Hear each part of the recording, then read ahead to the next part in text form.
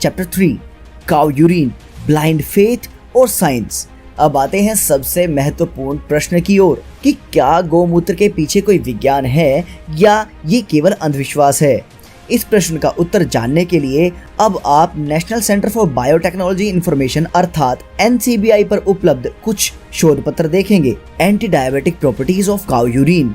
2012 में cow urine की anti diabetic properties के अध्ययन के लिए एक शोध हुआ था, जिसमें 200 से 250 ग्राम वजन वाले विंस्टर एल्बिनो रैट्स पर टेस्ट किए गए थे। उसी रिसर्च में कहा गया था, वर्तमान अध्ययन से यह निष्कर्ष निकाला जा सकता है कि गौमूत्र अर्क में महत्वपूर्ण मधुमेह विरोधी प्रॉपर्टीज हैं, जो स्टैंडर्ड ड्रग ग्लाइबेनक्लामाइड जैसी हैं।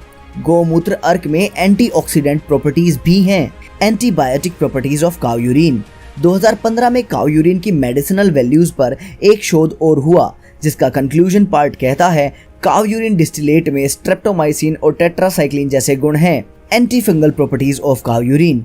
2017 में काउ यूरिन के एंटी फंगल इफेक्ट्स पर भी एक स्टडी हुई थी। जरा इसका कंक्लूजन पार्ट देखिए। From the study, it is evident that cow urine distillate has concentration dependent inhibitory effect on Candida species.